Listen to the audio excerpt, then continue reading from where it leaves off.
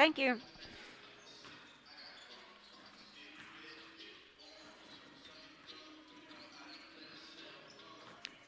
Sounds great.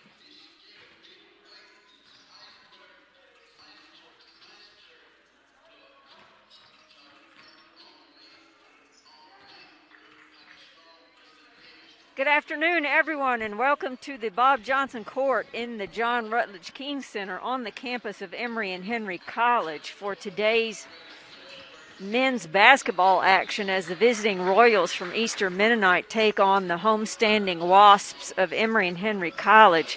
We're going to give you a little rundown on today's action before we get to the national anthem, senior day, and starting lineups. So a little bit about where we've been. Eastern Mennonite comes into today's game with a record of, if you haven't been paying attention to what's been going on in the world, you'll be surprised by this, 1-0. Their last game they played was, the only game they played was the end of January, and then they had a slowdown for COVID protocol, and this is their second game of the season. So finally, Emory and Henry is playing someone against whom they have more season experience at this juncture of the season. Emory and Henry's last outing was Friday night as they played at, I'm trying to find my papers here, at Ferrum. An exciting game for Emory and Henry, despite the fact that we came out on the short end of the stick. There were 6 lead changes and 2 ties. Emory and Henry led by as much as 9 in the first half. Ferrum led by as much as 13. I'm supposed to have a box score here somewhere. I guess that didn't get printed off. So for Emory and Henry, freshman point guard Patrick Antonelli finished the night with 7 of 10 shooting from the floor, 4 3-pointers, 7 rebounds, 3 assists, and 21 points, which is a career high on the collegiate level for Patrick Antonelli. Also scoring in double figures, Kevin Grau Rodriguez with 17, Robert Holliday Jr. with 16, and 8 rebounds to go with that, and sophomore forward Dylan Ketron with 11 points. Looks like we're getting ready to start senior day activities here, so let me tell you a little bit about Robert Holliday Jr. that we are getting ready to honor here. So today is senior day here at Emory and Henry, and we would like to take a few moments to honor our only senior member of this year's men's basketball team, Robert Holliday Jr.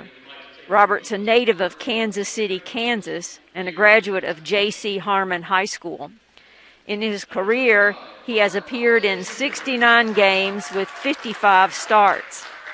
He transferred to Emory and Henry from SUNY Canton, so during his time at SUNY Canton, he was named the NAC Second Team All-Conference and a D3Hoops.com Team of the Week. He also amassed 1,129 points, 424 rebounds, 177 assists, and 84 steals in his career.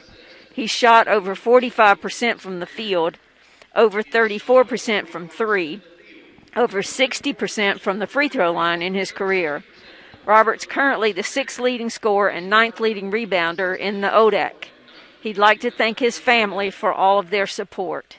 His mother, Regina Holliday, his late father, Robert Holliday Sr., his sister, Erica Holliday, his sister, Brittany Holliday, and his late grandfather, Dilbert Taylor. So let's give a big round of applause for Robert Holliday Jr.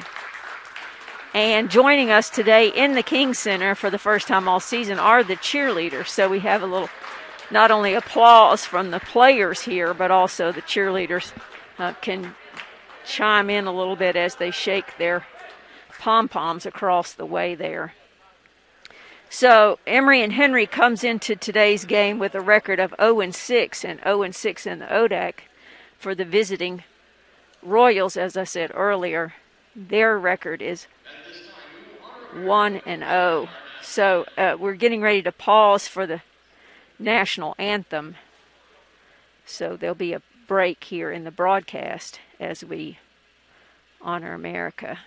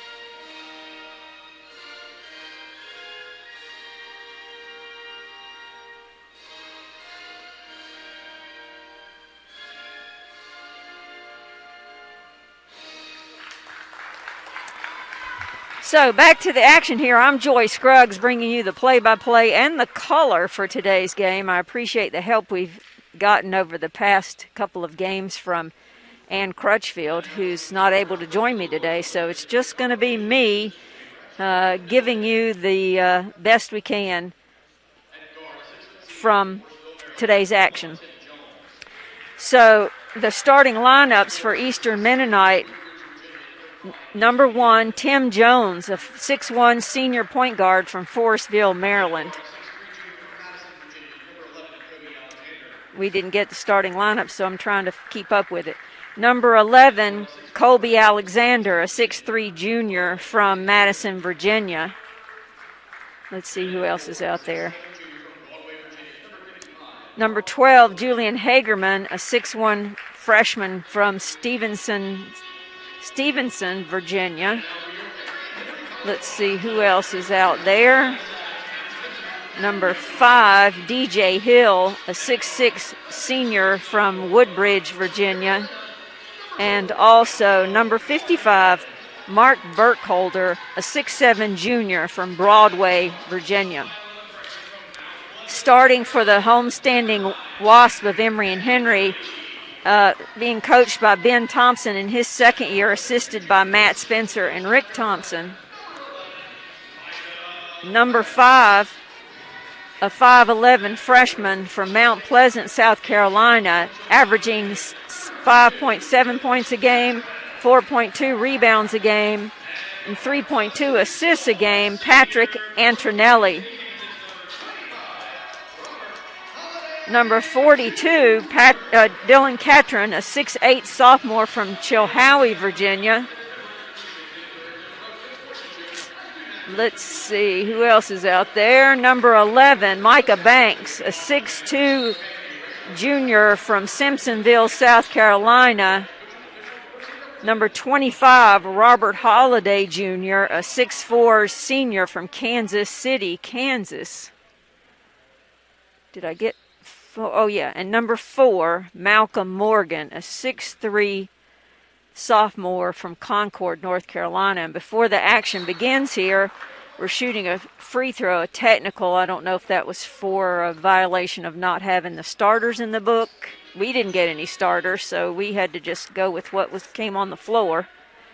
We'll try to fill you in a little bit better as the game goes on. So up to tap for Emory and Henry, which could have been one of the worst tosses I've ever seen, was Catron, and it was controlled by the Royals of Eastern Mennonite. Mennonites in the black uniforms with the blue numbers, impossible to read from my vantage point here. And the first shot is up and no good for the Royals. Rebound taken by Banks. Three-point attempt up by Antonelli is no good. And the Royals, as they like to be called, the running Royals, come running out with it. Tim Jones with the ball at the top, crosses over. He penetrates inside, feeds it off down low to Hill, and Hill's shot is up and no good, but he draws the foul. Emory and Henry in their yellow uniforms with navy numbers, a little bit easier to read for the announcer. And Hill will go to the free throw line for the Mennonites. Unable to connect on that one as it bangs off the backboard, and Emory and Henry now trails 1-2. Antonelli makes the pass over to Banks on the wing, and Banks passes back to Antonelli, who'd cut away. So Eastern Mennonite gets the easy turnover there as Jones sets up top, goes off the ball screen action. Coach Thompson says that's basically what they do on offense, is a lot of ball screen. Gets penetrated inside, kicks out to the left wing. Colby Alexander gets denied on his shot. Pass ahead to Banks. And Banks takes it in and banks it off the glass. Finishes and gets to go to the free throw line. So that'll send Micah Banks to the free throw line. He averages 9.2 points a game, the junior from Simpsonville, South Carolina. That shot bangs around and won't fall. for Banks, and Emory and Henry has the 3-2 lead early on. Jones, acrobatic, takes it all the way down the lane and lays it up and in, hits the deck in the process. And Mennonite now with 1 point lead in early action. Emory and Henry ball on the right-hand wing, up top to Holiday Jr. He dribbles left-hand wing, sends Antonelli on a cut through, tries to back his man down now, allow a little fadeaway shot, fades too long, and Mennonite comes away with the rebound. Jones brings it up for the Royals, just about loses the handle but doesn't, goes off a ball screen by Burkholder. Burkholder on the step out, and then as he tries a little head fake, shuffles his feet, and that'll be a turnover for the Royals. And once again, the live stats aren't working. Let's see if we can get that to happen. Antonelli with the ball, picks it up. Catron with it outside, passes over to Holiday Jr. He dribbles Morgan through. Now hand off to Antonelli back at the top. Mennonite playing man-to-man. That's basically what they're going to do. Ball screen by Catron for Antonelli. And for a moment there, double team. Now Holiday Jr. is going to take the three. That one bangs off the front of the rim, and rebound controlled by Mennonite. Jones tries to take it in himself, and Antonelli bats it away. And Morgan takes it all the way down the left-hand side and lays it in, and good. Emory and Henry now leads by 1, 5-4. 17-25 in this first half.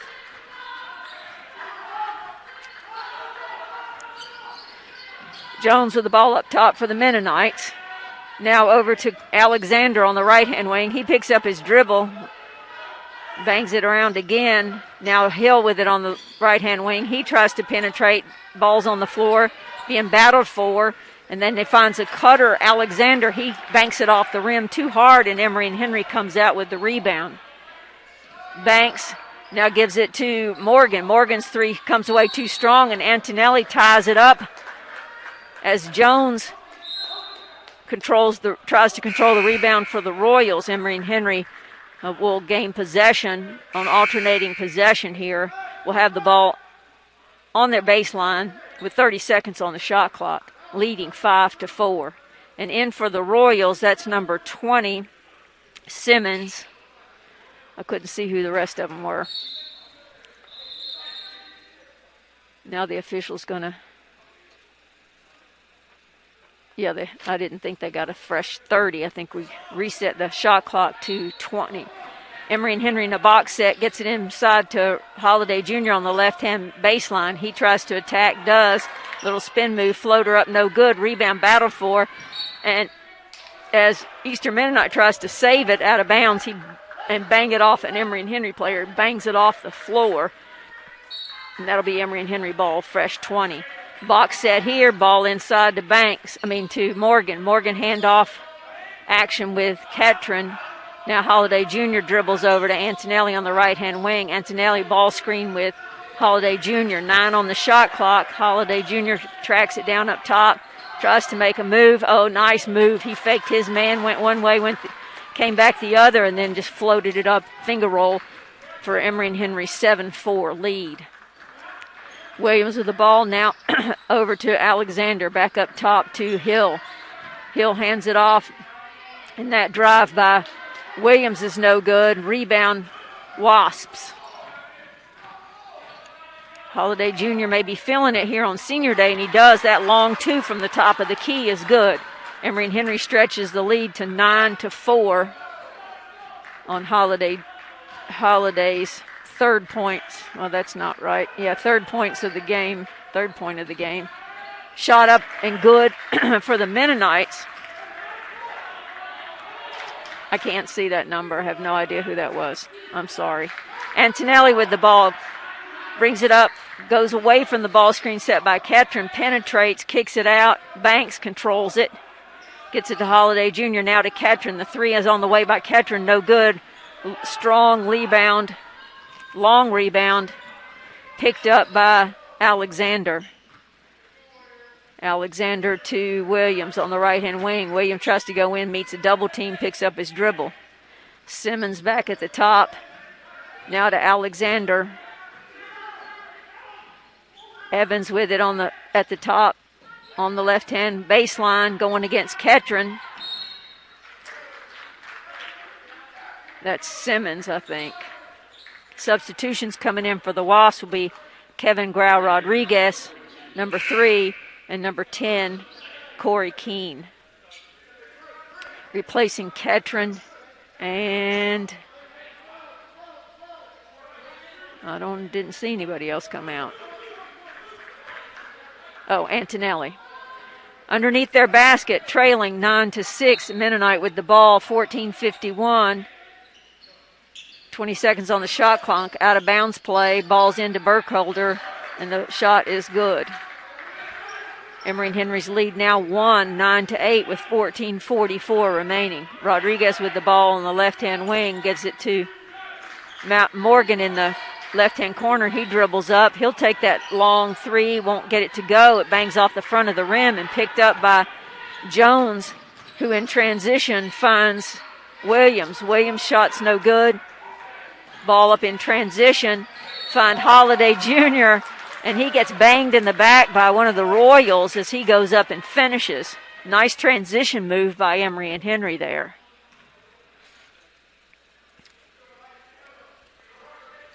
So going to the line will be Robert Holiday Jr. He averages 17.8 points a game for the Wasps, 7.8 rebounds. He's been to the free throw line more than anybody else on the team. Shot is up and good for Robert Holiday. 14-20, Emory and Henry leads 12-8. Emory and Henry's played straight man-to-man, half-court man-to-man, as have the Royals. Jones passes it over left-hand wing, being guarded by Rodriguez. Rodriguez picks it off from Williams, and now Morgan with it in transition. Back to Rodriguez. He fakes a three, won't take it. Keene sets the ball screen. Rodriguez goes away from it, kicks it over to Banks on the right-hand baseline, and he drains the three to give Emory and Henry the 7-point lead, 15-8, 13:50 remaining in the first half. Jones for the Royals goes off a ball screen, dumps it down low to Simmons. He just penetrated down off that ball screen down the left-hand side of the lane, drew a defender and kicked it or dumped it down low to Simmons. And that foul will be on Patrick Antonelli. That's his first foul, team's third foul. And Mennonites, I think that's Simmons, will go to the free throw line. So we had some good news this week from the Old Dominion Athletic Conference that in order to provide additional competitive opportunities for the league's programs, the ODAC tournament now has expanded its field so that all teams that are active will be able to participate in the conference championship tournament. So all teams are going to get to play. That's men's and women's. The field will be finalized on Monday, March 1st, and you can expect communication that afternoon about the seedings and who will play where. All the games will be played at campus sites of the higher seed. The first round will be played on Thursday, March 4th, quarterfinals on Saturday, March 6th, semifinals on Tuesday, March 9th, and the championship games will be on Thursday, March 11th. Again, the no spectator policy will be in effect during this tournament games, but they'll all be available on live stream. So good news that the men's and women's sides of basketball will get additional competition opportunities. And when you're a school like poor old Eastern Mennonite that's only played, this is their second game of the season, all additional competition opportunities are bonus for these young athletes to continue their careers. So Simmons' first shot is up and good, and the second shot is as well.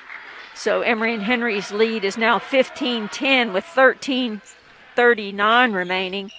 Antonelli walks up. Emory and Henry's cutters across the baseline, hand off to Keene on the right-hand wing, back to Antonelli, finds Keene on the roll. He kicks it out to Banks. Banks' three-point shot glances off the front of the rim and is tracked down by Mennonites, Alexander, who gives it to Jones. Jones is just a little whirling dervish going full steam on every opportunity, and he attacked the rim and draws the foul. That foul's on Emory and Henry's Banks. It's his first, team's fourth. And entering the lineup for the Royals is Pierce Blunt, number 0. So underneath their basket, 25 on the shot clock. Emory and Henry looks like they're playing a 2-3 zone here on the out-of-bounds situation. Ball inbounds to the curl cutter on the left-hand baseline. I have no idea who that is. But he's going to be fouled by Grau Rodriguez. And that foul, he fouled Ty Evans, who's a 17, in their one game this year, he scored 17 points. It was also an overtime game with Lynchburg. Coach Thompson said that they had plenty of chances to win that game and probably should have. So the first shot by Evans is too strong, bounces off the back of the rim and out. He did not attempt any free throws in the Lynchburg game that they played earlier this season. The second one is good. He'll get 3 because he was fouled on the three-point attempt.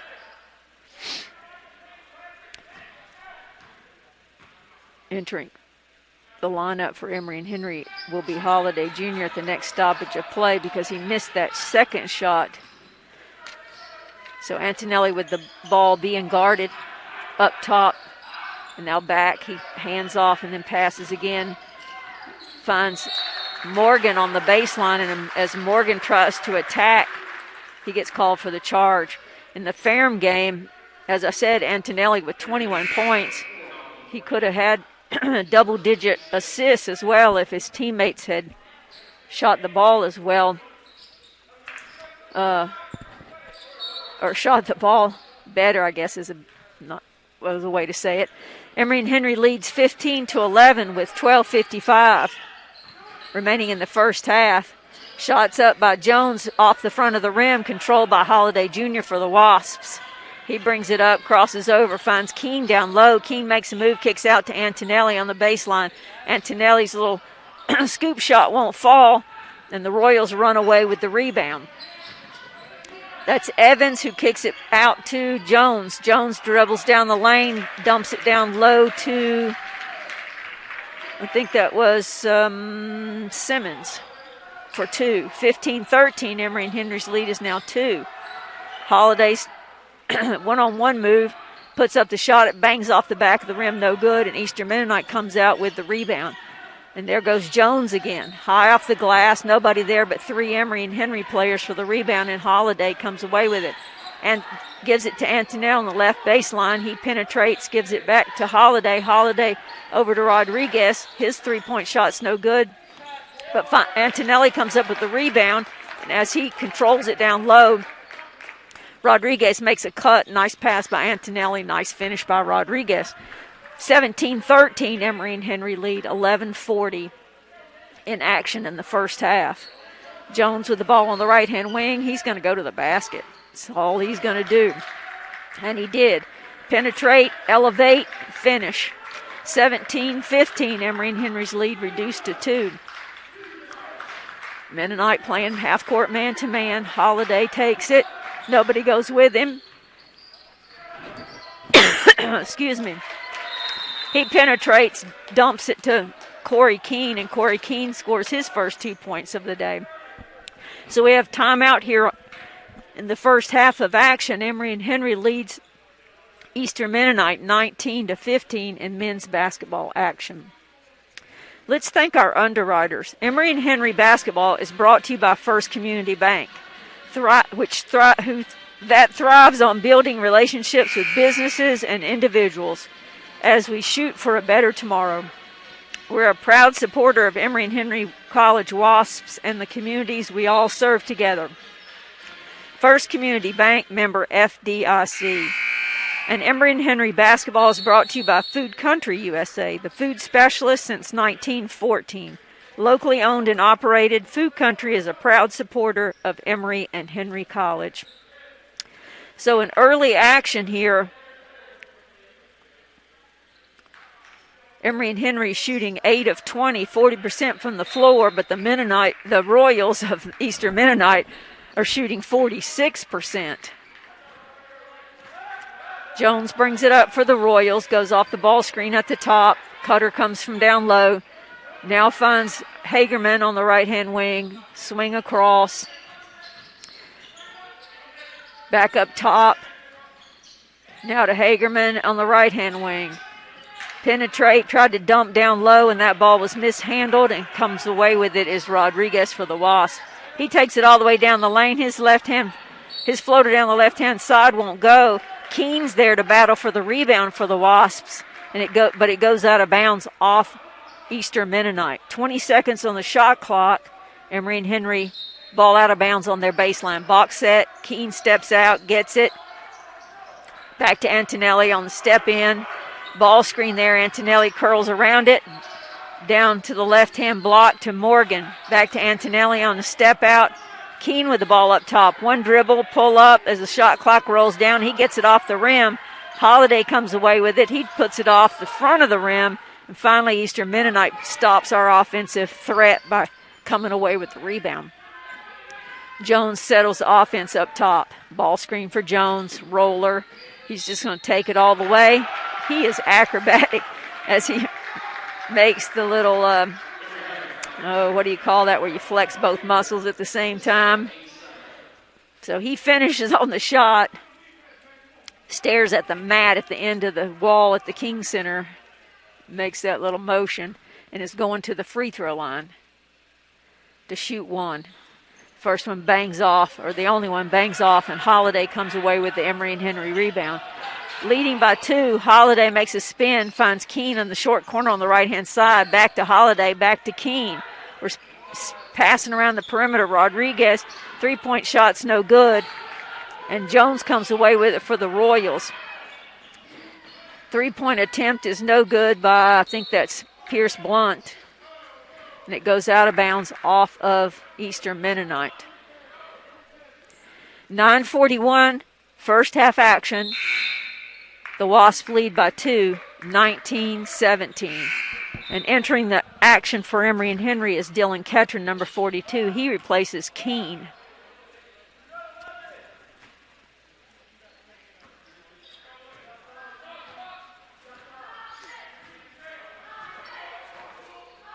Eastern Mennonite half-court man-to-man. Antonelli with the ball, gives it to Holiday at the top. He's being guarded. Man-to-man, puts it on the deck, gives it up to, gives it up to Rodriguez, who makes a move from the right baseline, penetrates inside, and his man gets in the air and comes down and lands on him. So Rodriguez couldn't get the shot off, but he was able to draw the foul.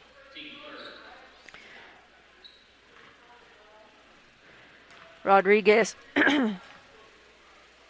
62% free throw shooter, and that first one is good for Rodriguez. Rodriguez averages 12 points a game, 3.8 rebounds, the 6'2 sophomore from Tampa, Florida. And his second shot opportunity also falls through. So Emory and Henry, 21-17 is the Wasp lead. 9:23 remaining in the first half.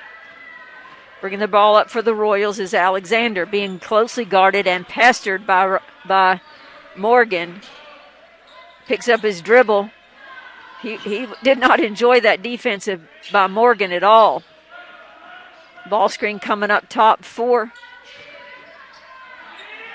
Alexander. Shots up high off the glass, no good. Follows no good. Rodriguez with the ball for the Wasps. I think that rebound was by Ketron. Holiday Jr. with the ball up top, goes off a ball screen, tries to get down low, does. Acrobatic, puts it high off the glass, can't get it to fall. And a rebound by the Mennonites. Hill, he's being double teamed. And now Rodriguez is just coming back to pester the Mennonite point guard again. So Evans with the ball up top. Ball screen, gets nowhere with that, picks up his dribble. Now the ball to Hill. Hill drains the three. So slices Emory and Henry's lead to 1. 8:14, the Wasps lead 21-20. Antonelli pointing for where He wants to direct traffic. Ball at the high post to Holiday. Holiday kicks it outside to Antonelli. He makes a move, lays it up, and that's going to be a block.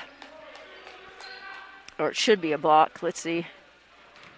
Yeah, it was a block. He was well inside the restricted arc. So Antonelli will go to the line to shoot two. With Emory and Henry's 1-point lead, Antonelli's first shot is up and good. 7:56 remaining. Banks enters the lineup replacing Holiday. And in for the Mennonites, Burkholder, Williams, and missed the other one. And Keene enters the lineup for Rodriguez. Rodriguez doing a great job today on pestering the point guard for the Royals. Antonelli's second shot is up and good. 23-20, Emory and Henry 3-point advantage. 7:54 remaining first half action. Ball on the right-hand wing, being guarded by Antonelli. That's Williams. Over to Hill. Down low. Let's kick over to the right-hand wing, block to Alexander, and he finishes it. Emory and Henry now just 1-point lead, 23-22. Morgan back to Antonelli. 3-point attempt by Antonelli's no good. Ball battled around there and given out. Oh, and on the outlet pass to Jones, it was just a little out of his grasp. It hit off the end of his hand and then hit out of bounds. So turnover by the Royals. Emory and Henry enjoying a 6-2 turnover advantage here in early action. And timeout called for by Emory and Henry. So Emory and Henry, despite having a 1-point lead, is only shooting 30% from the floor. 1 of 9 from 3. The Royals, on the other hand, are 9 of 18, shooting 50%. Coach Thompson's having a really heated timeout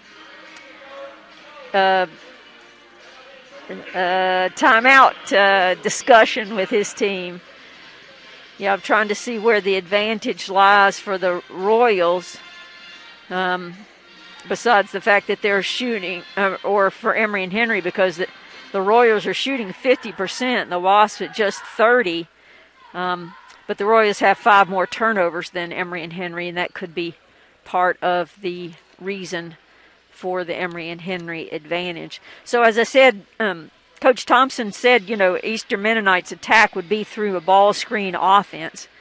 I asked him about what improvements he's seeing from his team from game to game, because if you've been keeping up with the men's program this year, despite our record, we've seemed to be making improvement from one game to the next. And he says he thinks that our team is starting to figure out each other and our staff. That we've really got to improve on the defensive end of the floor. So I asked him about, we'll get back to that in a little bit as we return to action here. So in for the Wasps is 10 Keene, 4 Morgan, 5 Antonelli, 42 Ketron, and 11 Banks. 23-22 is the Emory and Henry advantage, and it looks like the Royals are going to play some zone here.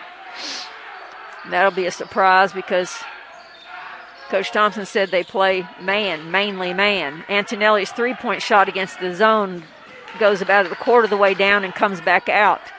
And Eastern Mennonite with the rebound. The 3-point attempt by Alexander is no good, but the rebound and stick back are good, and Eastern Mennonite takes their first lead since early in action. I think they led 3-2 at one point.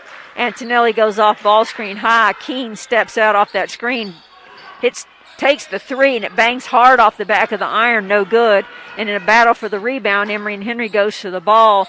Jones gets it for the Mennonites, takes it down, and it rolls all around the rim and won't fall in. And Emory and Henry comes away with the rebound, trailing by 1. Step out to Banks in the corner. Banks looking inside at Keene, can't get it to him, so he's going to just take it to the rim. Draws the foul. So that'll be Eastern Mennonite's 6th team foul, if I'm right. That's fouls on number 20, Chris Simmons. That'll be the team's 5th. And Banks at the line, shooting 2. Banks is a 53% free throw shooter. Holiday Jr., number 25, re-enters the lineup for Ketron, as Banks gets a chance for another one and a chance to tie it up here. 23-24 is the Emory and Henry deficit. Banks' second shot goes about halfway down, rattles around, comes out. 6:07 remaining, 23-24, as Jones attacks for the Mennonites. He goes against Holiday and just takes him to the rim, almost always to the left. Now Mennonite leads by 3. I think that's their largest advantage of the day. And it looks like they're back to playing man-to-man. Antonelli goes off the ball screen, finds Holiday on the step out, and dribble handoff, doesn't take it. Holiday's going to take the 3, and he drains it. 5:39. Emory and Henry now ties it 26-26.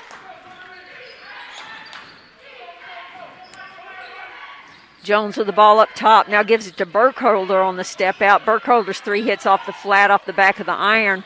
Rebounded by Mennonite. Shot off in the short corner over there, no good, and Antonelli comes away with the rebound. In transition, Antonelli looks to go left, loses the handle, but Mennonite trying to pick up the ball as it's rolling out of bounds, touches it, and that will be Emory and Henry ball underneath their basket. Entering the lineup for the Royals is number 5, DJ Hill, and number 10, Ty Evans, replacing Jones. 23 on the shot clock. Emory and Henry in a box set underneath their basket. Gives it to Keene on the step out. Antonelli gets it back from him. At top to Rodriguez. Rodriguez, 3-point shot, glances off the left of the iron, no good. In transition, pass ahead, don't get anything, pull it out. Evans sets up the ball being guarded by Antonelli. Burkholder, I thought maybe he walked. Shot fake outside, takes it to the rim, can't get it to fall. Holiday just goes flying past everybody, puts it off the back of the rim in transition, can't get it to fall. And then on the battle for the rebound, I think the shooter is going to be Keene. Or is it going to be Holiday? Or is it going to be ball out of bounds? It's hard to say. Oh, it's neither one of them. Okay, let's see. That must be Banks going to the free throw line. That's the 6th team foul by the Royals. And I don't know who the individual foul's on because the scoreboard's not telling me, and I was busy trying to figure out who was going to shoot. First shot is up and good by Banks, giving Emory Henry the 1-point lead. Second shot is also good by Banks. 4:46 remaining. Emory and Henry with the 2-point lead, 28-26. Emory and Henry looks like they're maybe playing a zone. Yep, they are. It looks like a 1-2-2. Antonelli at the top, now over on the left-hand wing to Williams, skipping around the perimeter. Back at the top. That's Williams. He attacks. He gets his shot blocked. He gets sent to the deck. And there'll be a foul on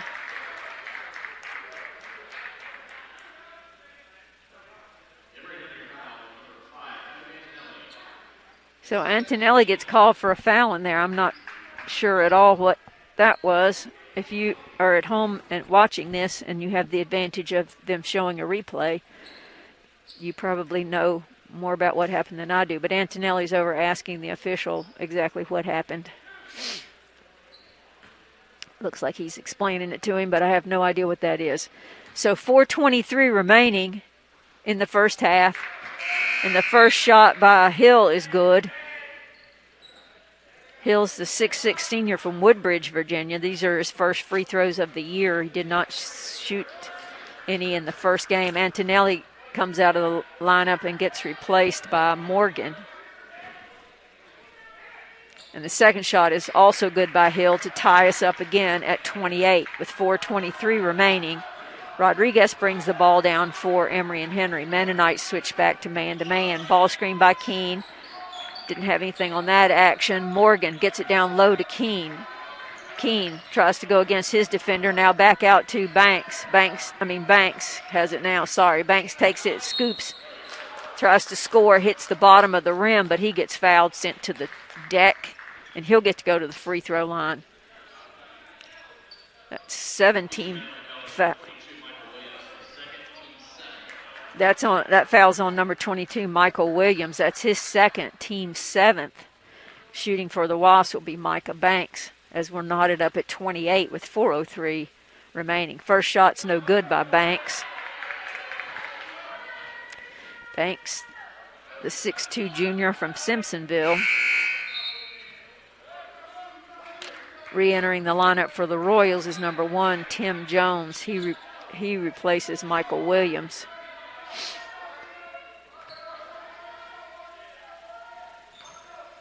Banks' second shot is up, and that one just hits net. So Emory and Henry now with 1 point lead. 4:02 remaining here. 29-28 is the score as Jones sends his cutter through, dribbles to the right-hand wing, now goes off a ball screen by Burkholder, gets in the middle of the paint, kicks it out, swings around the perimeter.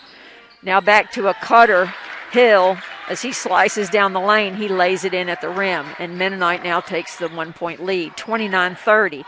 Holiday Jr. brings the ball left and wing. Keene acts like he's going to set the ball screen, slips it. Nice pass by Holiday, but Keene can't get it to fall. And as Keene battles to try to take the ball away from Burkholder of the Royals, Keene's going to get called for the foul.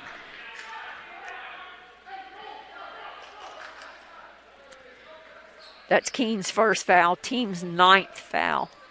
3:30 remaining. Emory and Henry now trails by 1 as Burkholder will go to the line for the Royals with an opportunity to extend the Royal lead. Burkholder's shot is good.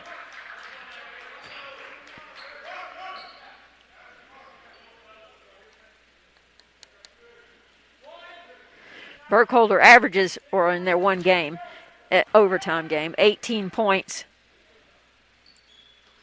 in that first game, their only game of the season, and he also hits the second shot today to give him 4 points on the day. Holiday with the ball at top, dribble handoff with Morgan. Morgan finds Keene on the left-hand wing. Keene, nothing, dribble handoff with Banks. Banks looks down low at Holiday, can't get it to him. Back at the top to Keene. Keene makes a little spin move, lays it up off the glass, can't get it to fall. Rebound battle for, goes off Emory and Henry's foot, and that'll be Royal ball.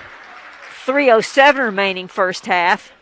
Emory and Henry trails by 3 as Catron re-enters the lineup, replacing Keene.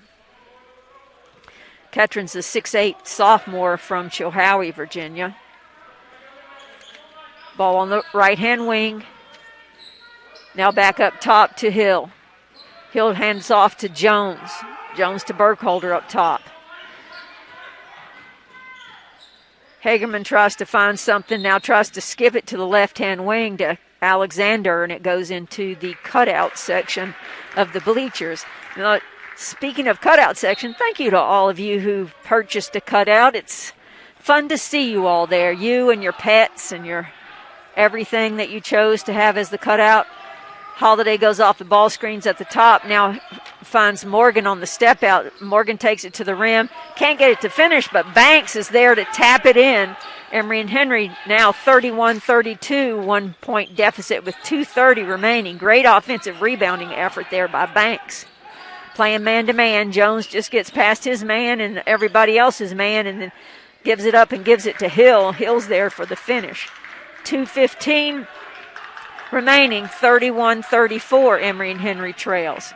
Morgan tries to penetrate and go, and as he does, he's going to draw the foul on, I think that's on Hill.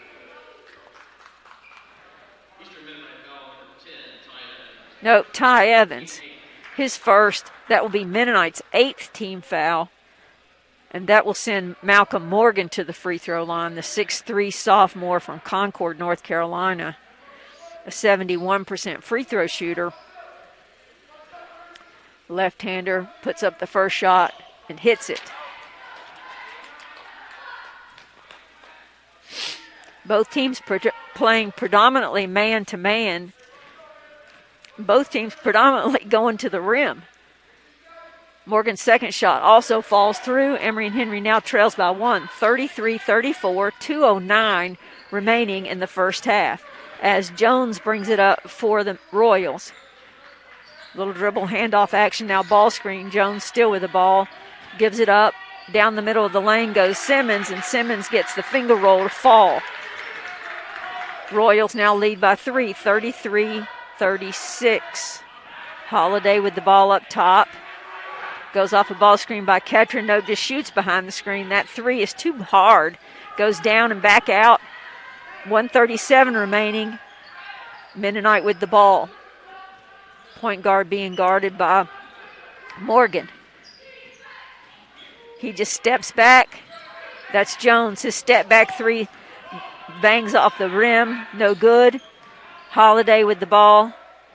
Skips it across to Ketron on the right baseline. Ketron tries to make a move, spins, tries to go around, puts up the floater, and good by Ketron at the short corner. So Dylan Ketron on the board now with 2 points. 35-36, Emory and Henry trails by 1. 1 minute remaining as Jones sets up the offense here. Simmons with the ball now up top, dribble or just handoff back to Jones. Hill at the top, gives it off to the left-hand wing.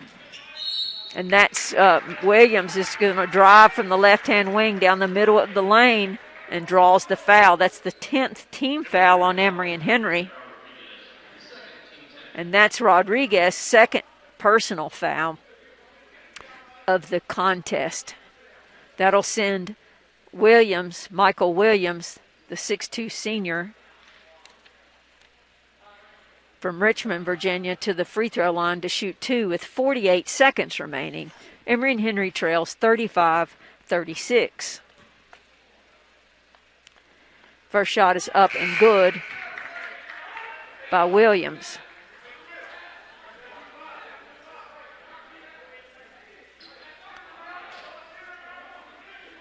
And for the Royals, Colby Alexander.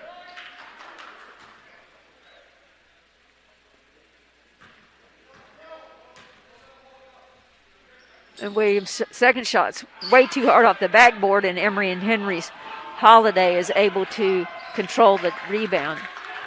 Banks with the ball, dribbles up top, now gives it to Rodriguez on the right-hand top.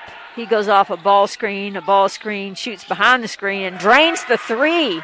So Rodriguez gets Emory and Henry the 1-point lead with 28 seconds remaining in the first half action. Emory and Henry playing man-to-man. They showed a sign or two, a possession or two of zone, but playing man-to-man as the Royals are holding for one. Jones has the ball at the top. If I were a betting person, I'd say Jones is going to take it to the rim. He gets with Banks. No, he kicks it out to the right-hand baseline. That three-point attempt is no good. With 4 seconds remaining, Emory and Henry tries to outlet the ball, and it goes out of bounds as it was too far behind Holiday for him to be able to control it. So 1.9 seconds remaining. The Royals will have the ball just below the half-court line and trailing Emory and Henry 38-37. Be sure and tune in. If you're not tuned into the radio, tune in to WEHC at halftime to hear today's halftime spot featuring Eric Scott. The spot by Teresa Keller features the Emory and Henry Hall of Famer and Emmy Award-winning journalist, talking about Eric Scott, men's basketball player. And Burkholder makes this attempt at the buzzer, being pressured by Ketron, and that won't fall. So at halftime, the Wasps of Emory and Henry enjoy a 1-point lead, 38-37. Tune in to WEHC at halftime for the Emory and Henry in Sports History feature that spotlights on Eric Scott. And we'll come back here in a little bit before the second half action to recap the stats for you. So back to Carson Blum at WEHC.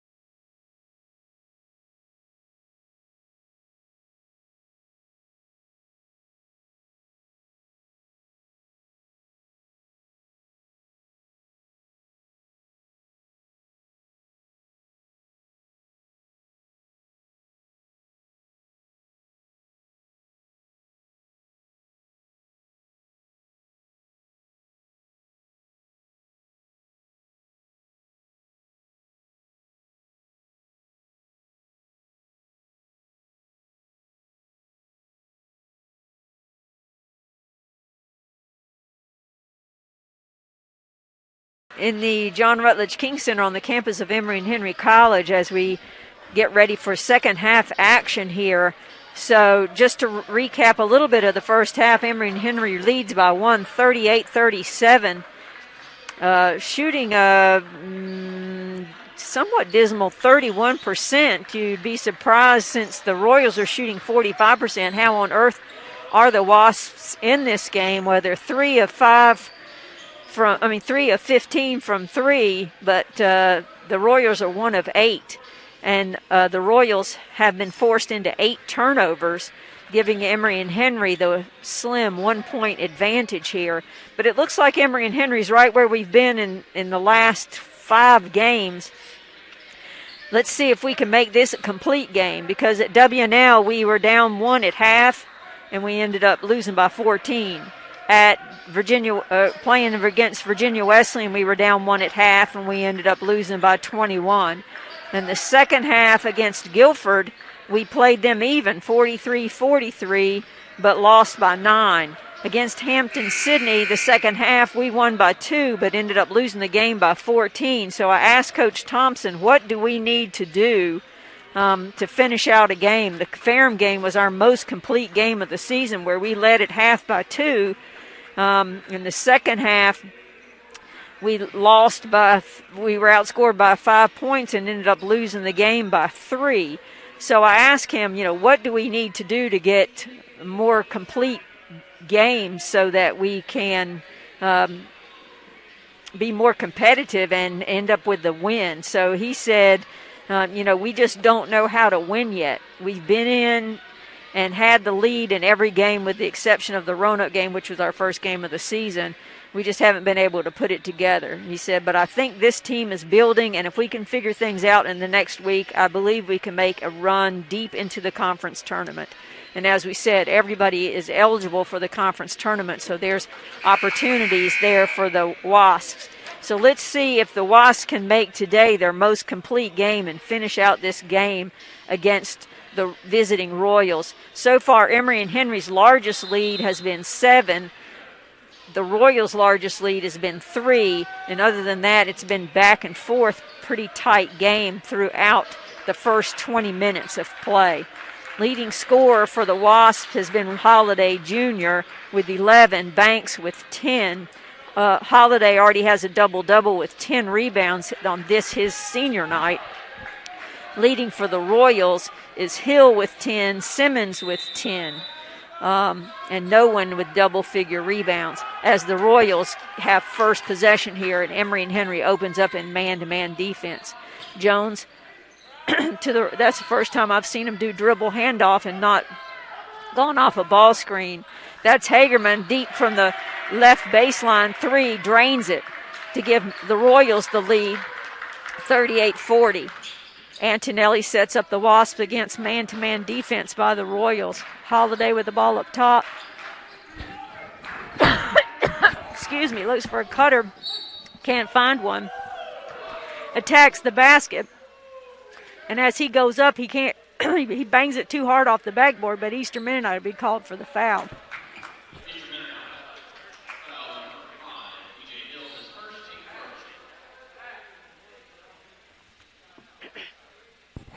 Excuse me, when you get choked up, that's where you need your color person to take over. So that foul's going to be on Hill. That's his first foul, team's first of this second half. And that will send Holiday to the free throw line with an opportunity to tie the game. Holiday's a 68% free throw shooter. He's 2 of 2 on the day today, as I'll knock on wood.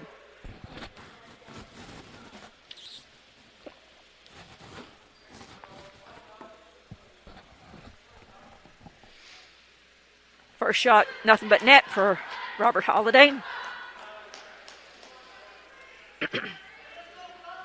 The 6'4" senior from Kansas City followed Coach Thompson here from SUNY Canton. Second shot for Holiday is also good. That gives Holiday 12 points on the day, and Emory and Henry knots it up at 40. Royals going off a ball screen. Dribble handoff, now back to Jones at the top. Antonelli was pressuring that pass back to the wing, forcing the Eastern Mennonite player, if I could read his number, that would be so helpful, Hagerman, to lose the ball out of bounds. So turnover, number 9 for the Royals. Antonelli sets up, gives the ball to Holiday up top. Now Cutters back to Antonelli. Antonelli thinks about the 3, gives it back to Holiday. Holiday tries to get inside, can't. He'll just take the 3. 3-point is good for Robert Holiday. And that's 13 points for Holiday on senior day, 43-40. Now Jones goes off the ball screen by Burkholder up top, back out to Hagerman. Hagerman dribbles over, hands it off to right-hand wing. Pull-up jumper strong off the back of the iron, no good for Alexander. And Holiday brings it down, finds Ketron, gives it back to Morgan. Holiday for 3, on the way, off the front of the rim, no good. As his teammates stood up when that one was on the way. 43-40, Emory and Henry 3-point lead. And Jones on the pull-up jumper gets fouled by Banks. That'll be Banks' second foul, team foul number 2 for the Wasps. Well, Jones usually takes it all the way to the rim. I would be surprised if I were playing defense on him that he pulled up that far away from the basket, as he usually takes it all the way through. 43-40, Emory and Henry advantage with 18-11 to play. And the left-handed Jones, first shot is good. Jones in the first action this season was 3 of 6 for 50% from the free throw line. Today must be 1 of 2. And the second one is also good for Jones.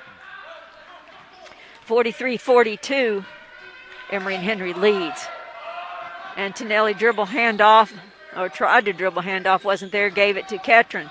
Takes it all the way, reverse layup, won't fall.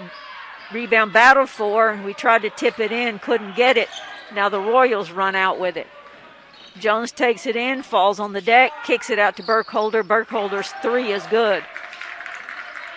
That's 4 on the day for Burkholder. That makes him 1 of 3, 4 points for Burkholder. Emory and Henry with the ball. Holiday with it on the left-hand wing. Looks to take his man, maybe back him in. Ketron just clears the space for him. Holiday takes his man down low now, tries to kick it out, and it's taken away by the Royals. Evans with the ball up top. Burkholder's calling for it, but just sets the ball screen on the step out. Around the perimeter, looking for a cutter. Burkholder gets it down low against Ketron. Floater no good. Rebound by Holiday. Burkholder and Ketron both are big guys, and I think they both prefer to face up. Shots on the way by Morgan, no good. Rebound, battled for and taken by Antonelli. He's down low, now gets it out to Banks. Banks' 3-point attempt from the right-hand baseline is good. Emory and Henry now 46-45. 16:45 in the second half. 1-point lead for the Wasps. That's Antonelli's. I'm sorry, that wasn't by Antonelli. That's Antonelli's second assist on the day. Royals take it inside, don't have anything, kick it outside.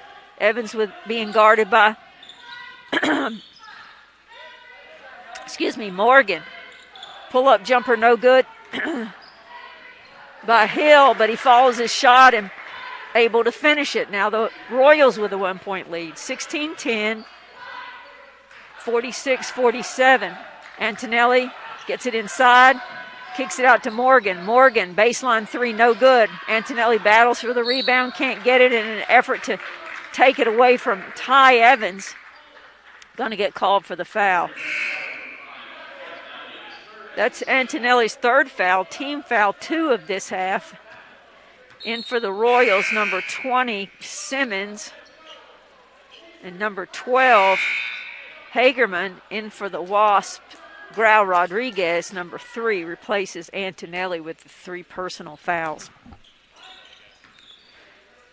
So down by 1, Emory and Henry sets up on defense.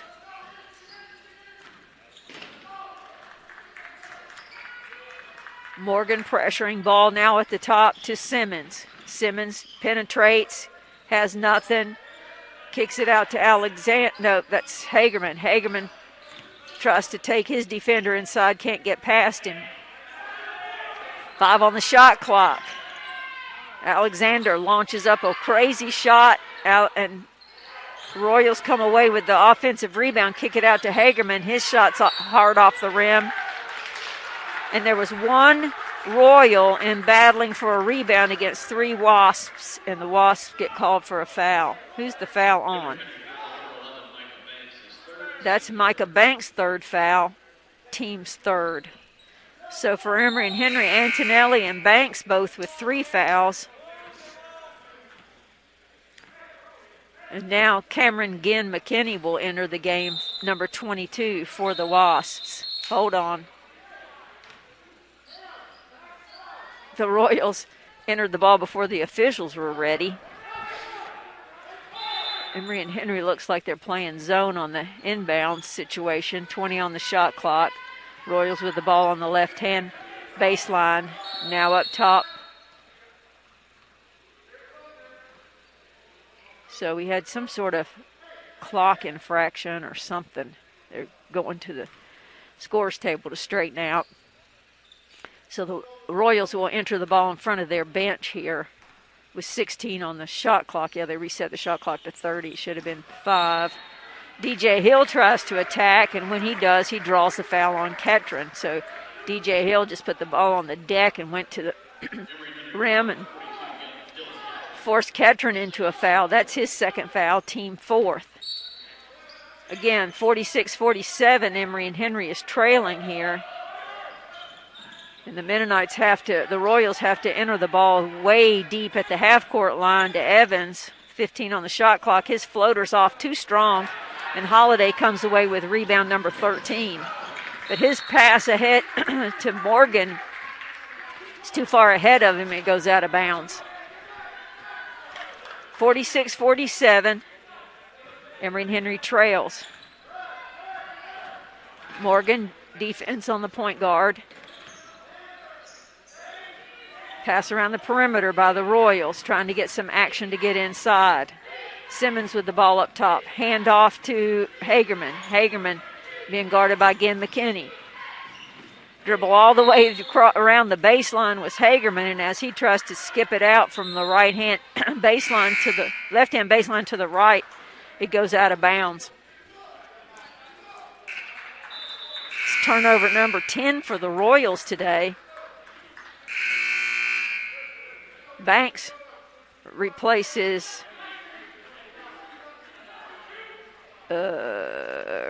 Morgan, and Burkholder, number 55, also enters for the Royals. Banks, number 11, in for the Wasps.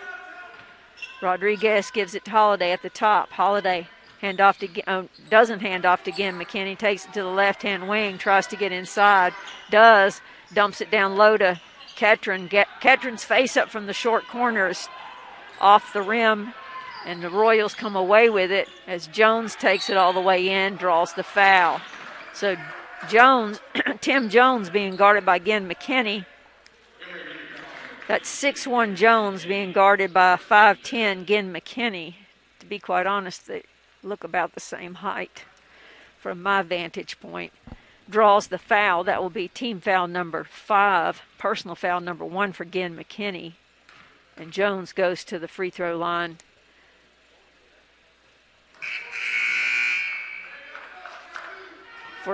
Makes him 3 of 4 on the day from the free throw line, and Ketron being replaced by Keene.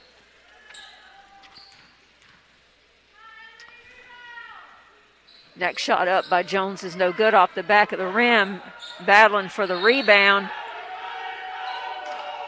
And Robert Holiday is trying to make his case for who is the ball going to be, Emory and Henry's ball or the Royals' ball, and I really don't know. I never saw an official signal who it was, so I have no idea. So timeout on the floor, 14:11 remaining. Emory and Henry trails the visiting Eastern Mennonite Royals, 46-47. So Emory and Henry basketball is brought to you by First Community Bank. First Community Bank thrives on building relationships with businesses and individuals as we shoot for a better tomorrow. We are a proud supporter of the Emory and Henry College WASPs and the communities we all serve together. First Community Bank, member FDIC. Emory and Henry basketball is brought to you by Food Country USA, the food specialist since 1914. Locally owned and operated, Food Country is a proud supporter of Emory and Henry College. So Emory and Henry still shooting 31%, and the Royals still 42%. But the Royals with 10 turnovers. The rebound totals are pretty much the same, 31 for the Royals, 30 for the Wasps.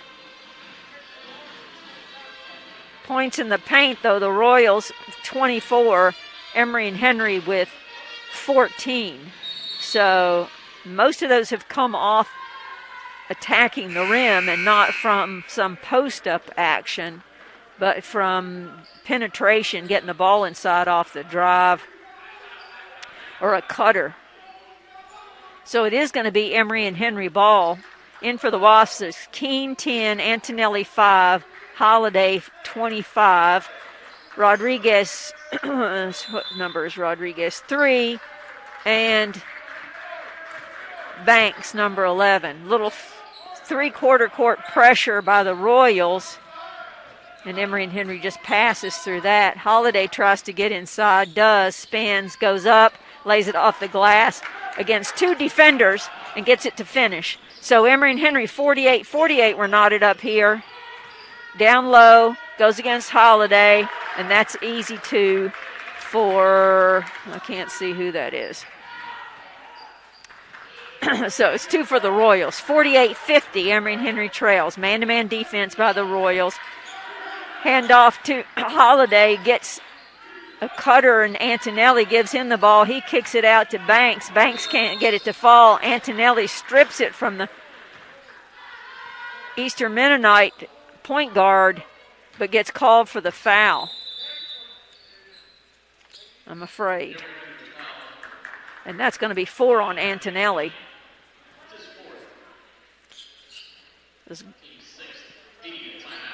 So now with a media timeout, Antonelli with 4 fouls comes out of the game. He'll be replaced by Malcolm Morgan. Let's see if I can find out who that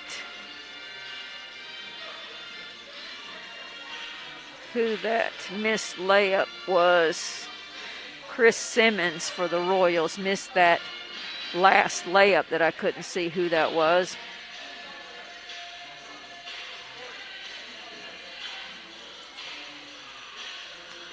So Holiday Jr. for the Wasps leads all scorers with 18 points, 13 rebounds. That last offensive possession where he got it inside and just waited for the one defender to fall one way, and then he was able to split between them and just easy and slow lay it off of the glass and score it. Also with 13 rebounds, Micah Banks with 13 points. Rodriguez with 7. Leading the Royals is DJ Hill, number 5, with 13 points. Chris Simmons with 12. And Tim Jones, the flashy point guard, with 11 points and 6 rebounds. So Coach Thompson is talking it up with the officials. I don't know if he's talking it up like, why did you call a foul on my guy when I need him on the floor? But you know what? It's too late for the officials to make a better decision. Maybe next time they'll make a better decision. So the Royals with the ball and a 2-point lead, 13-22 to play. And the Wasps come out in a 1-3-1. It looks like, no, they're doing, they're playing man-to-man. Ball around the perimeter. Now back up to the top. 3-point shot is drained by, I think that's Alexander. Oh, and that was Hagerman. Sorry. Holiday with the ball for the Wasps. He's going to take the 3 and bangs it off the backboard. Burkholder with the rebound for the Royals. Williams dribbles it up with some full court pressure from Morgan. Ball screen by Burkholder. Now picks up his dribble. Simmons penetrates, pull up, no good. Rebound, Holiday. That's Holiday's 14th rebound of the day. Rodriguez looks to attack, and the foul is called on Hagerman of the Royals. That's his third foul, team's second foul. Emory and Henry with 16 fouls. Rodriguez with the ball out of bounds for the Wasps. 25 on the shot clock. Ball into Morgan. Morgan penetrates, gives it to Ketron on the outside. Dribble handoff to Rodriguez. He gets it inside, lays it off the rim, and good for Rodriguez. That's his 9th point of the day. I think I've got that right. Morgan guarding Jones. Jones gets it inside. Ketron tries to block it as he puts up the floater, and Ketron's going to, no, they're not calling it on Ketron. Yeah, they are. Ketron's going to get charged for the foul. That's his 3rd foul. So Emory and Henry with Banks with 3 fouls, Antonelli with 4, Ketron with 3, and the Royals Hagerman with 3. And that'll send Jones to the free throw line. Jones is 3 of 5 on the day. Now he's 4 of 6 from the free throw line. DJ Hill takes Burkholder's spot on the floor for the Royals. 12:07, Emory and Henry trails by 3. Jones with the chance to give the Royals the 4-point lead. And that free throw does give them the 4-point lead. Now they've dropped back into half-court defense, none of that three-quarter court stuff they gave us a second or two ago. Rodriguez goes off the ball screen. Ball, pass over to Morgan on the left-hand wing. He penetrates, kicks out to Keene. Keene takes it up, strong, can't get it to go though. And out on the run out for the Royals. Nobody was back on defense, and that's an easy layup for Colby Alexander. Now the Royals with a 7-point lead, their largest lead of the day. Morgan sets up the offense. Ketron sets the ball screen. Right-hand wing to Banks, out to Keene. Keene skips over to Rodriguez. Shot fake, now down low to Ketron. Ketron takes it in. High off the glass, oh good. Royals with the rebound. They try to get a run out again, don't have it this time. But in transition, Ty Evans takes the 3-point shot that hits nothing. Or it may have glanced off the front of the rim. It doesn't look like it hit anything to me. Bounces out of bounds. Emory and Henry now takes possession. Trailing by 7, 50-57 with 11:09 remaining. Emory and Henry's largest lead was 7. Now the Royals with their largest lead of 7. As Coach Thompson tells his team what he wants them to do on offense. 2 players at the high post, screen across the bottom. Rodriguez looks for a cutter and gets it to Morgan on the left-hand wing. Morgan tries to attack, lost the ball, but the foul's going to be called on Alexander, I think, or Evans.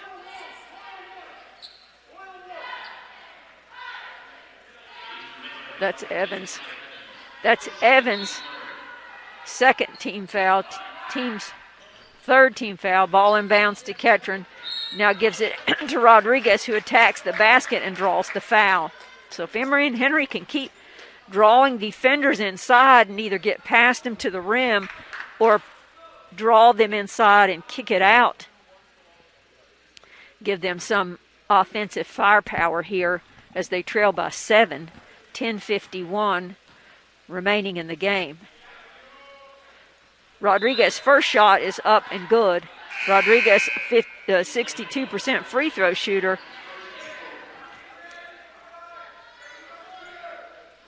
And Holiday replaces Ketron in the Wasp lineup. Rodriguez's second shot bangs off the back of the iron, too strong, and rebound taken away by Williams of the Royals. Williams bring it up, guarded by Rodriguez. Emory and Henry playing man-to-man. A lot of cutters for the Royals. Williams takes it down low, kicks it out to Burkholder. He takes it in, and he gets called for the charge. He wasn't going to stop, you could see from the three-point line. He tried to lay up a little floater, but gets called for the foul. That's his first foul, team's fifth. 10-29, Emory and Henry trails by 6. Rodriguez picks up the roll off the inbounds. Gives it on the right-hand wing, and now a little give-and-go action. That was perfect. He passed to Morgan on the right-hand wing, and this cut to the rim, and Morgan gave it back to him. Lay it in by Rodriguez, cuts the deficit to 4. 53-57. Ball screen action by the Royals. Dribble handoff. No, he didn't give it to him. Now he does. Williams with the ball being guarded by Rodriguez. Goes off the ball screen. Burkholder with it outside. Back to Williams down low. That's Hill. Hill's shot too strong. But the teammate, let's see, that's Alexander is there for the stick back. Again, by 6 is the Mennonite lead. Rodriguez going to take the 3. Glances off too strong off the front of the rim. Gets his own rebound. Takes it in. Gets it stuffed by Burkholder. But Emory and Henry will have the ball underneath their basket. 17 seconds remaining. That was a good take by Rodriguez. Just against the 6'7" Burkholder. Rodriguez with the ball, looking for somebody to pass it into. Gets it to Holiday on the float out at the top. Holiday tries to make a move. He's just going to take the 3. It's too strong. Burkholder there for the Royals for the rebound. And the Royals with the 6-point lead and the ball with 9:17 remaining. Alexander with the ball. Finds Burkholder on the cut. That was so easy. Too easy.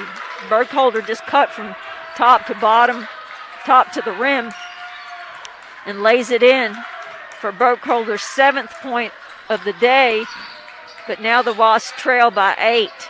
Rodriguez takes it inside. Gets inside, draws 3 defenders. Back out to Banks. Banks' 3-point shot is too strong. Emory and Henry battles for the rebound, and Rodriguez gets it. He's double-teamed. He gets out of the double team, gives it to Keene. Now back to Rodriguez on the left-hand baseline. 3-point attempt is too strong. The Wasps are really battling on the boards here. 15 on the shot clock. King takes the 3. It's off the front of the rim.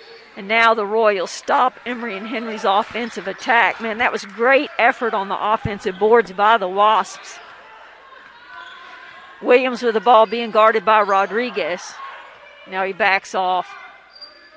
Pass over to Alexander on the right-hand wing. Now back to Williams up top. Not much movement right now by the Royals. Williams finds Pierce Blunt.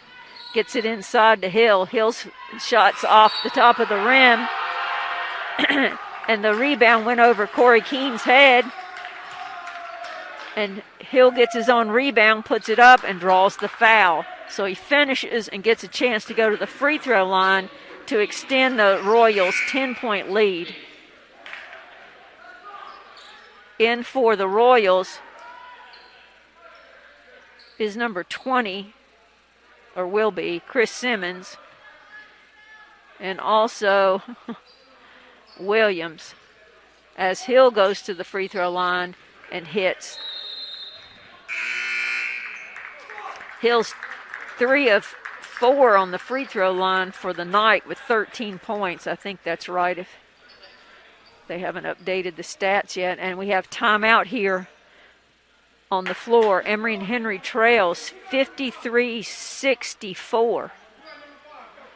Emory and Henry now shooting at 29% from the floor. The Royals almost 45%. The Wasps are a dismal 5 of 27 from the three-point line. 18% from three-point line. They're 14 of 19 at the free throw line. The problem is the Royals are been to the free throw line more than they have. So Emory and Henry shooting woes have hurt them more than anything in tonight's action. And the Royals with the 12-point advantage on points in the paint. Emory and Henry's offensive, that last possession where they got 2 or 3 offensive rebounds and second chance looks at it, that's the kind of intensity they need to bring the last 7 minutes and 54 seconds here to erase this largest lead that the Royals have enjoyed today of 11 points. And Coach Thompson, in these COVID situations, the teams take their timeouts over in the corner, and he could be heard giving some instruction to his team about how to come back from this 11-point deficit. So the Wasps will have the ball on their end line. 7:45, down by 11. And get the ball inbounds to Robert Holliday. He's got 18 points, 14 rebounds on the day. Ball screen up top by Keene. Now you find Rodriguez. Rodriguez attacks and draws the foul. So Emory and Henry spread the floor there. They had Holliday up top, Keene up top, like he was going to set the ball screen. Rodriguez in the left-hand corner, and Holliday just gave him the ball, and he was able to be isolated, take his man one-on-one, get to finish it off the rim, and a chance to get the three-point play, which he does. He finishes here, but now it gives him 15 points on the day. Emory and Henry now trails by 8. Rodriguez guards up top on Jones. Jones gives it on the left-hand wing to Pierce Blunt. He picks up his dribble. Holliday steps in front of that pass back to Jones, takes it in, Euro step, and gets it to finish, goes around Burkholder and Alexander to the rim. Now Emory and Henry down by 6. So maybe Coach Thompson's words had some effect on his Wasps. Ball screen for Jones. That means he gets picked off, and now he's guarded by Holliday, and Jones at 6'1" is able to score over Holliday Jr. 6:57. Emory and Henry trails 58-66. Rodriguez takes it in, can't get it to finish. Battle for the rebound, and the Royals get it. Jones takes it inside, loses the handle, but it goes off of Emory and Henry. So underneath their basket, 21 seconds on the shot clock. Leading by 8, 58-66. The Royals will have the ball. Emory and Henry looks like they're playing a zone here. Now they have to float it to the backcourt. Jones tracks it down, walks it back up in no hurry. Short corner attack against Holliday. Can't get inside, but finds the cutter. That's so easy to do. You get mesmerized by where the ball is. You lose sight of your man for half a second. He cuts in front of you and gets to the rim. So now the 10-point lead. Holliday takes it to the rim, won't fall. Run out to Jones. He gets it back to Burkholder. Burkholder took too many steps. 10-point lead for the Royals, 6:08 remaining. Emory and Henry's going to have to finish some of these shots, as clearly indicated. We need some points here. 58-68. 6:08 remaining. Emory and Henry rolls the ball in. Rodriguez gets it. Dribbles down. Tries to hand off. Doesn't. Gets on the deck and has to tie it up. Possession error favors the Wasps. And Emory and Henry's going to send Antonelli back in for Rodriguez. Burkholder gets replaced by Hill. They put 30 seconds on the shot clock. Oh, yeah, because possession error. Emory and Henry in a box set. No, yeah, that's okay. The officials correct that. It's 20 seconds reset. Emory and Henry in their box set with Keene down low in front of the ball. He steps out, gets it. Hand off to Holliday. Holliday looks for a ball screen by Keene, gets it, gives it to Antonelli, left-hand wing. Antonelli penetrates in, lays it off for Morgan. Morgan can't get it to fall. It was right there at the rim and bounced around and went out. Now Antonelli picks it and lays it up and in. He picked Kobe Alexander, just one-on-one defense, and takes it in and lays it off and in. Now Emory and Henry trails by 8, 60-68. Williams just dribbles around way outside. The Royals don't look like they're ready to attack at any time soon. Just swing around the perimeter. Almost picked off that time by Holiday. Now to Evans. Evans' three-point attempt's no good. And now Emory and Henry comes away with the rebound. Banks takes it all the way in and lays it in. 62-68, 4:56. Emory and Henry showing some life here. Down by 6. Williams dribbles up, being guarded by Morgan.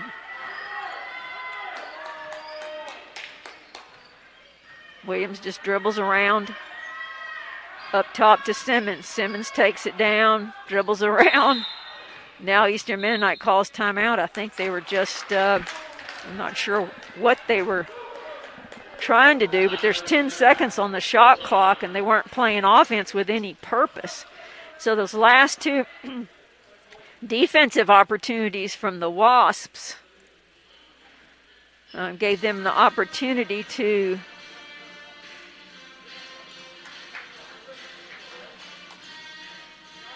steal by Antonelli, defensive rebound by Morgan, and the run out by Micah Banks gave Emory and Henry a little spark there on offense. Antonelli got the steal as the Royals had the ball in the backcourt, and Antonelli just picked the guy and took it to the rim. And then Malcolm Morgan with the defensive rebound on the missed three by Ty Evans is able to take the ball down or pass the ball ahead to Micah Banks, who just streaked past the defense and attack the rim and to cut the deficit to 6. So 4:35 remaining. Emory and Henry trails 62-60. Emory and Henry with 18 fouls, 5 timeouts remaining. The Royals with 16 fouls, 2 timeouts remaining. Possession arrow favors the Royals. There's 10 seconds on the shot clock. The Royals have the ball in front of their bench, and Emory and Henry picks up in man-to-man as Tim Jones inbounds the ball and gets it back on the handoff. Ball screen there. Jones with the ball takes it inside. Now kicks out to Williams. Williams tries to find a shot. His three-point shot's no good. And Morgan comes away with it. The Wasps gives it up to Banks. Banks takes it, lays it in, and good. Now Emory and Henry trails by 4, and there's life here in the King Center. Jones being guarded by Morgan in the backcourt. Giving a little pressure, then backing up. Ball on the right-hand wing. Look at Cutters curling around inside. Now back up top to Jones. Jones looks to get past his defender. I thought he walked off the rim. No good. Rebound by Holiday. Holiday streaking up. Takes it in. Hesitates. Takes it back in. Lays it up and in. Now Emory and Henry cuts the deficit to 2. 3:31 remaining. 66-68. Emory and Henry trails by 2. Mennonite trying to attack. That's Jones. He lost the handle for a second. Gets it back. Illegal screen at the top. So now some more life for Emory and Henry. That's Chris Simmons, I think, going to be Chris Simmons being called for the illegal screen at the top. So Mennonite's kind of gotten where their offense is trying to take its time, and then when you try to put your foot on the gas again, sometimes you may not be in such good control. So Emory and Henry now trails by 2. It will be their possession. 3:20 remaining in this game. So Jones missed a layup for the Royals. Robert Holiday got the defensive Robert Holiday Jr. got the defensive rebound and made a little jump shot. And now Simmons got called for the foul, and Emory and Henry will have possession here on the far end of the court when we come back from this timeout. So just to let you know about a little bit coming up in action, in basketball action, the women will play here against Ferrum Thursday night at 7 o'clock. The women also play at next Saturday at home against Shenandoah at 2 o'clock. And men's basketball will play next Saturday, the 27th, at Randolph at 2 o'clock. Probably the biggest athletic news is that Friday this week on the 26th, the Emory and Henry football team will play at Ferrum at 7 o'clock. All these action you can keep up with at GoWasp.com to get live streaming. You can find us on Emory and Henry Athletics, Facebook Live. You can find it on the Emory and Henry College YouTube channel. And as always on WEHC. So Emory and Henry with the ball. Trailing by 2. Antonelli brings it up, being guarded by Jones. Ball screen by... he skips it. A 3-point attempt by Banks is no good. Battle for the rebound by Keene and Antonelli. Smartly, Antonelli did not reach as he's playing with 4 fouls. Now being guarded up top is Jones by Morgan. Ball screen. Hill with the ball. Back to Hagerman. Hagerman drains the 3 from the corner.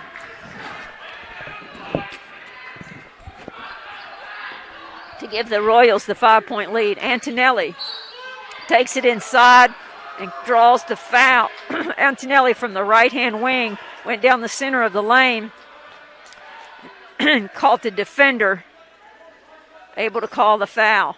Eastern Mennonite's coach is arguing for the charge. Not going to get it. So Emory and Henry trails by 5 with 2:34 remaining. Antonelli at the free throw line. Antonelli's first shot up and good.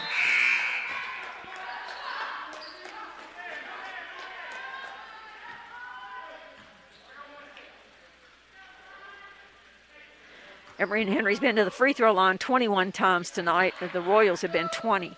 Antonelli's second shot's no good. Battle for the rebound, and the Royals come away with it. So Emory and Henry trails by 4. Jones loses the ball, being guarded by Morgan. Banks comes away with it, takes it up, and draws the foul. He took it up against 2 Eastern Mennonite defenders and drew the foul. 67-71, 2:23 remaining. So that's all for today for Hagerman for the Royals. That's his 5th foul. He was 9 points on 3 of 5 shooting. He was 3 of 5 from 3 and 2 rebounds. This will send Micah Banks to the free throw line to shoot 2. First shot by Banks hits off the front of the rim, off the backboard, and falls in for his 18th point of the evening. Now Emory and Henry trails by 3. Banks with the second shot. It's up and does the same thing, only doesn't hit the backboard. Hits the front of the rim, falls in. 69-71, Emory and Henry trails by 2. 2:20 remaining. Morgan guarding Jones. The Royals spread the floor. Look to hand it off and can't get it there. Ball screen by Hill. Up top to Burkholder, being guarded by Holiday. Evans on the side of the dribbles over. Gives it back to Hill. Hill likes to take it to the rim. Does against Keene and able to finish with the left hand. Under 2 to play. Emory Henry trails by 4. Holiday with the ball. Holiday gives it at the top to Morgan. Morgan attacks. Gives it to Banks. Banks gets fouled on the floor as he tries to split 2 defenders and attack the rim. That's Ty Evans' 3rd foul, team 10th. So Emory and Henry will be shooting 2 the rest of the way. Micah Banks at the line again with 19 points on the day. That's 20 for Banks. And the Wasps trail by 3 with 1:46 remaining. Emory and Henry with 4 timeouts, the Royals with 2. The possession arrow favors the Royals. Banks' second shot is good. That's 20 points for Banks on the night, and Emory and Henry now trails by 2. Emory and Henry with a little full court pressure. Jones being guarded by Morgan. The Royals spread the floor. Somebody at the high post, somebody at the low post, on the wings. Alexander with the ball on the right-hand wing, now back to Jones. 12 on the shot clock. Jones goes off Burkholder's screen, down low. Doesn't have it, tries to make a pass. It's out of bounds off the Royals. I thought the official wasn't going to call it. So they got inside, tried to hit a cutter, and there's too much traffic in there. It's turned into a pinball. And now Emory and Henry with the ball and a chance to tie or take the lead with 1:21 remaining. Antonelli brings it up for the Wasps. Royals playing man-to-man defense. Keene with the ball screen, slips it, takes it in, puts it off the glass, can't get it to go, battles for the rebound. Antonelli races in there to get it. The officials break that up. That would definitely have been a Mennonite a Royal rebound if Antonelli hadn't come in there to tie him up, but the possession error favors the Royals. 71-73, 1:08 remaining. So Emory and Henry now with some full court pressure being directed by Coach Thompson. And the Royals dribble across the half-court line and call timeout. And a little tangle up there before the ball came inbounds. Morgan for Emory and Henry was guarding number 1, Tim Jones, and Jones just kind of shoved him around to be able to get open to get the inbounds pass, and Morgan was kind of questioning the official about why that contact was allowed. So we're at 1:04, 71-73, the Wasps trail. The Royals have the ball. Foul situation, the Royals with 10 team fouls, so Emory and Henry will shoot. Emory and Henry with 8, so the Royals will shoot 1 and 1. Foul situation. Hagerman is fouled out for Eastern Mennonite. Ty Evans with 3. Everybody else with 2 or 1. For Emory and Henry, Micah Banks with 3. Antonelli with 4. And Dylan Ketron with 3. Possession arrow now favors Emory and Henry. Emory and Henry with 4 timeouts remaining. The Royals with 1 timeout remaining in this 1:04 left to play. Robert Holliday Jr. on senior day already with a double-double, 22 points, 15 rebounds. And DJ Hill for the Royals with 18 points and 11 rebounds. On the floor for the Wasps, number 4, Malcolm Morgan, 5, Patrick Antonelli, 10, Corey Keene, 11, Micah Banks, and 25, Robert Holliday Jr. For the Royals, Alexander, number 11, 55, Burkholder, number 5, DJ Hill, can't see who's over there, and number 1, Tim Jones. 25 on the shot clock. Ball inbounds to on the left-hand wing, now back up top to Jones. Jones sets it up, gives it to Burkholder. They're just passing around the perimeter. Jones is trying to get inside, kicks it out to Ty Evans. His three-point shot glances off the front of the rim, and Emory and Henry comes away with the rebound. Banks with it in transition. Oh, that's Holliday with it in transition. Tries to get inside, lays it off. And as Holliday takes it in against about everybody from Eastern Mennonite, somebody out of that group is going to get called for the block. His shot was no good. Keene was there for the offensive rebound. So Emory and Henry would have had the ball had they not called the foul, but they did call the foul. So Holliday at the free throw line with 37 seconds remaining, and Emory and Henry trails by 2. Our cheerleaders are shaking their pom-poms while he's shooting, which I thought probably you didn't do for your team, but hey. Holliday makes the first one. So Emory and Henry now trails by 1 with 37.3 seconds remaining. Possession arrow favors the Wasp. Wasps with 4 timeouts. Royals with 1. Holliday with a shot to tie it up. And that shot bangs around and falls. So it's tied up here with 37.3 seconds remaining. And the Royals with the ball. Emory and Henry in man-to-man as Jones is being guarded by Morgan. Cutters across the baseline. Now they come up with a ball screen. Hill screens for Jones. Jones tries to get inside against Keene. Kicks it out to Evans. Evans gets inside, dumps it down low to Alexander. His shot's no good.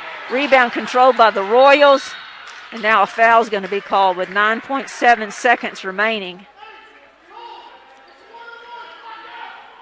And that's going to be on Antonelli. No, it's on Malcolm Morgan. Sorry, I couldn't see. How many fingers did that official hold up? So that's on Morgan. His second foul, team's 9th. So with 9.7 seconds remaining and everything tied up here, Kobe Alexander goes to the free throw line to shoot 1-1 and makes the first one. That's his first free throw of the season, as he didn't shoot any in their previous game, and his first one's for tonight.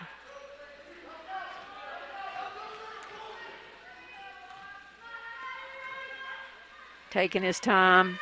Second shot up and good. So now down by 2, Emory and Henry with the ball. 9.7 seconds remaining. Holiday takes it. And now there's some confusion about something about the clock.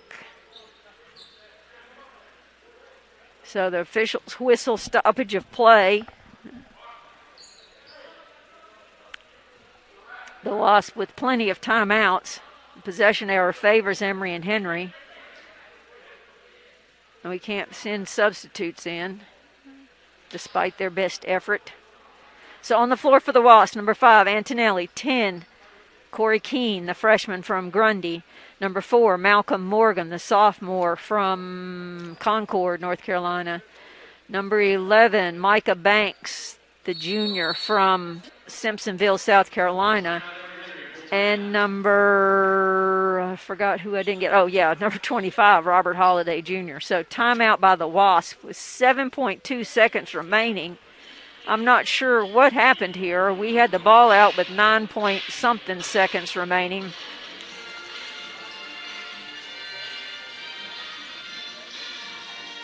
And got the ball up the court, and the officials came in waving their arms about something, and they're all standing over there talking and pointing at a place one will point one place on the floor and one will point the other. And nobody knows what that's all about. But it looks like we're going to have the ball on our end of the court with 7.2 seconds remaining, trailing by 2. So do you go for 3 or do you go for the tie or do you go for, And these are the reasons why it's better to be the play-by-play person than the coach.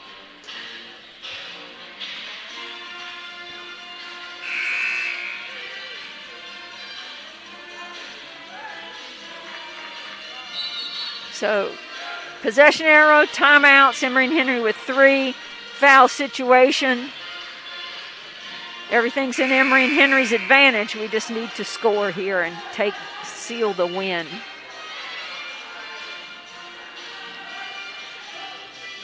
Banks will take the ball out across from our bench with 7.2 seconds remaining. Gets the ball into Antonelli. Antonelli looks off a ball screen, doesn't have it, gives it to Holiday Jr. Holiday Jr.'s 3 off the rim and no good. So as the buzzer sounds, Emory and Henry had a look to win the game and couldn't get the shot to fall. So on senior day, Emory and Henry falls to the Royals of Eastern Mennonite 73-75. So let's recap some of the stats from today's game. Emory and Henry shot 32% almost 33% for the game, which is, the fact that we ended up with 73 points is a lot considering we shot 33%. The Royals with almost 46% from the floor on 27% from 3, and the Wasps were 17% from 3. Both teams went to the free throw line. Emory and Henry 22 of 28 for 78%. The Royals 16 of 22 for 72%. The Royals with 17 turnovers. The Emory and Henry played a nice game with only 5 turnovers. The Royals with an 8 rebound advantage, 48-40. Points in the paint, I think, are going to be the difference, 40-30. But Emory and Henry with 15 fast break points to the Royals 4. Scorers for the Royals with a double-double. Number 5, DJ Hill, 18 points, 11 rebounds. Tim Jones, the flashy point guard, with 6 assists and 15 points. Number 20, Chris Simmons with 12.7 rebounds. Colby Alexander, 10.7 rebounds. Hagerman with 9 points. Burkholder with 9. Ty Evans with 1. Williams with 1. Pierce Blunt and Ellis also played but did not score. Leading the way for everyone was Robert Holliday Jr. on his senior day. 8 of 21 shooting, 2 of 8 from 3, 6 of 6 at the free throw line, 15 rebounds, 24 points. Micah Banks, 21 points, 4 rebounds. Kevin Grau Rodriguez with 15 points. Patrick Antonelli with 4 rebounds, 5 points. Malcolm Morgan with 4 points. Corey Keene with 2 points. Dylan Ketron with 2. Also playing and not scoring, Cameron McKinney and Andrew Halsey. So, player of the game, I'm going with Robert Holliday Jr. on senior day. 8 of 21, 2 of 8 from 3, 6 of 6 at the free throw line, 15 rebounds, 24 points. And again, the Wasps have played some really tight games this year, at least for a half. And these last 2 games, though, the Ferrum game that they lost by 3 and this game that they lost by 2, they played 2 pretty complete halves in each one of those games. And so as my conversations with Coach Thompson have indicated, they're making progress. And as he said, we just don't know how to win yet. We've been in and had a lead in every game with the exception of the Roanoke game, but we just haven't been able to put it together. I think the team is building, and if we can figure out in the next week, I believe we can make a deep run into the tournament. So stay tuned for the men's next game when they will play at Randolph on Saturday the 27th at 2 o'clock. The women play at home here against Ferrum this Thursday at 7 o'clock. All kinds of action going on in athletics. Swimming, both men and women defeated Greensboro yesterday. Women's soccer lost to Lynchburg here today 2-0. Softball with Maryville was postponed. Men's soccer is going on now, I think. Golf is in competition on Monday. Softball plays Thursday. Equestrian is on Thursday as well. And as I said earlier, football will play at Ferrum on Friday Night Lights in the ODAC for the spring semester football season on Friday, February the 26th. So I want to say a couple of things before we sign off here. First of all, congratulations to 2 former Emory and Henry men's basketball players, Mike Cardellaro of Perry McClure and Casey Johnson, son of legendary coach Bob Johnson of Alta Vista. They squared off yesterday in the Class 1 state championship game, and Mike Cardellaro's Perry McClure team came away with the victory. It's his 5th state title, but congratulations to Casey Johnson and his Alta Vista team for making the state championship. Also, congratulations to former women's player Kelly Smith Housewright, the head coach at Gate City High School, for making her 2nd state championship appearance in a row. Last year, her Gate City Blue Devils won the state championship over Luray, and yesterday fell to Luray 56-61.